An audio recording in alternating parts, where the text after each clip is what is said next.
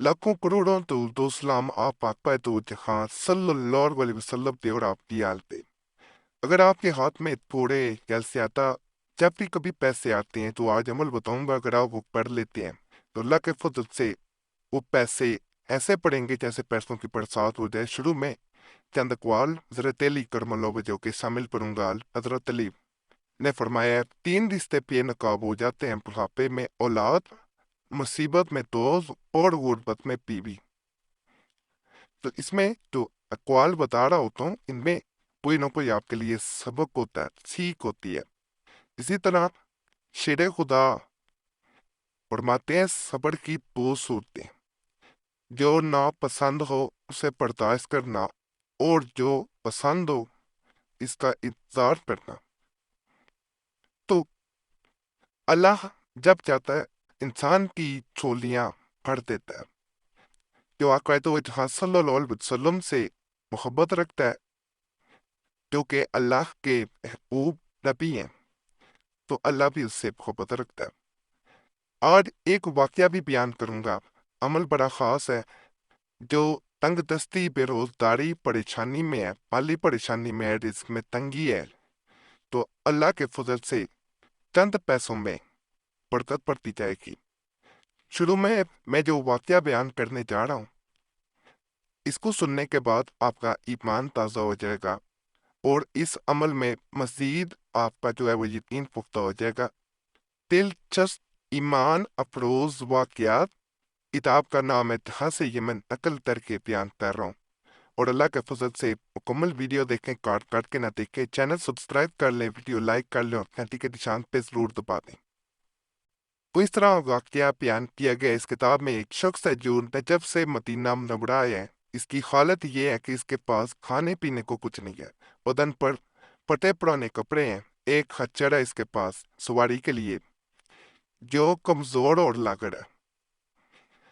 یہ شخص نجف سے کئی دنوں کا سفر کر کے مدینہ اس غرض سے آیا ہے کہ مدینہ کے گورنر سے اپنے لیے سوال کرے گا، اپنے حالات اس کے سامنے بیان کرے گا تاکہ اس کی داد رسی ہو سکے۔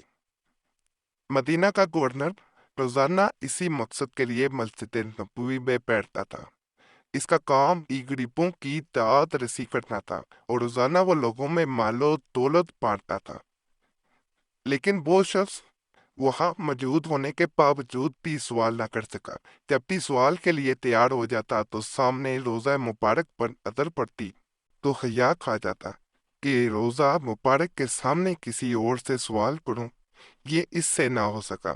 نبی صلی اللہ علیہ وسلم کے ایسے لاج کے آپ صلی اللہ علیہ وسلم کے روزے کے سامنے سوال کرنا گوارا نہ ہوا، اور اسی طرح سے وہ شخص نے مدینے میں 40 دن گزار دیے۔ اس کی حالت ایسی تھی کہ یہ فارسی کا عالم تھا، اور اس کا سوال کرنا بنتا بھی تھا، لیکن نبی اکرم صلی اللہ علیہ وسلم کے حیا کی وجہ سے گورنر کے سامنے سوال نہ کیا۔ 40 دن ہو گئے تو واپسی کا خیال آیا، پیچھے بال بچے تھے، آن تھا، آخر وہ بھی تو انتظار میں تھے کہ یہ شخص کچھ لے کر واپس لوٹے گا۔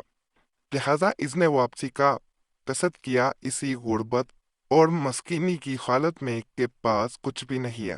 واپسی کی راہ لی، فقر و فاقے کا عالم میں بدن کمزور ہو چکا تھا، سواری بنتہائی کمزور۔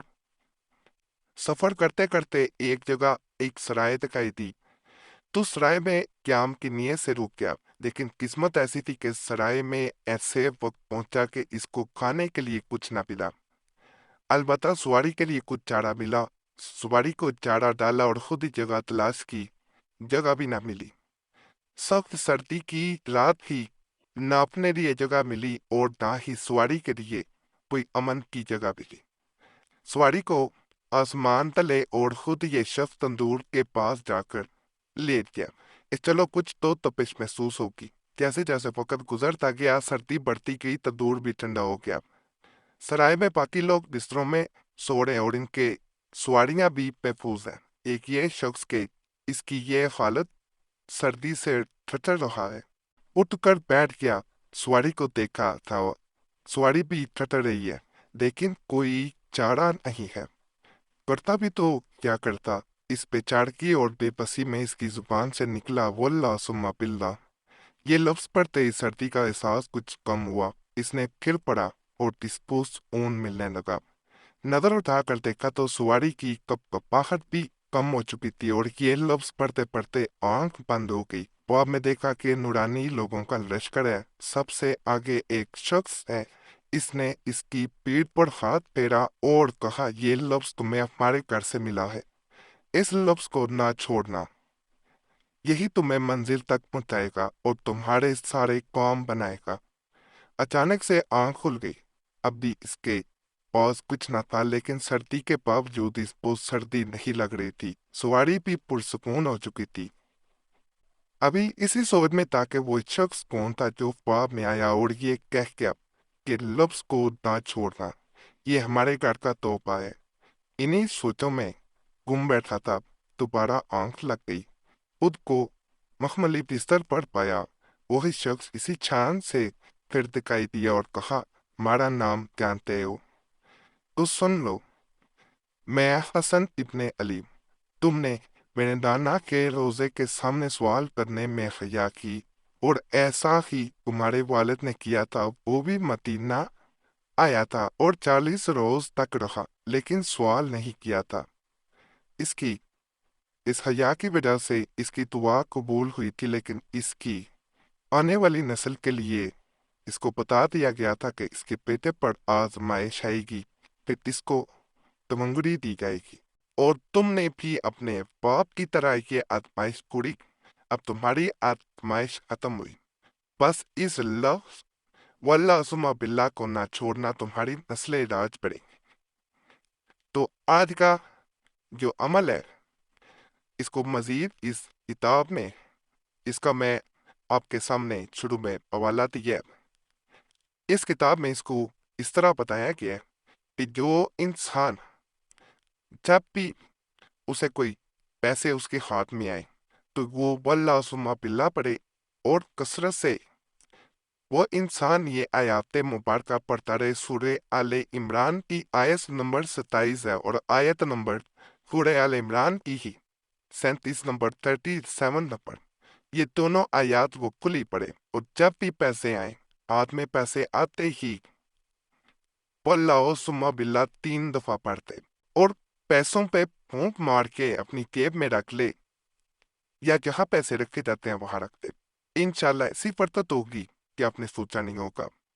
बाकी आप लोगों से गुजारिश है, चैनल सब्सक्राइब करें, वीडियो लाइक करें, घंटी के निशान पे भी जरूर दबाएं और वजीफा बुक चैनल पे भी जाके जरूर सब्सक्राइब करना है। मसला हुआ कर कमेंट्स में छोड़ सकते हैं, ईमेल आईडी भी है और नंबर भी यही है। इसके अलावा कोई नंबर नहीं है। बाकी अल्लाह सब पे फजल फरमाए, सब पे रहम फरमाए, सबकी नेक इजाजत पूरी फरमाए। आमीन या रब्बुल आलमीन।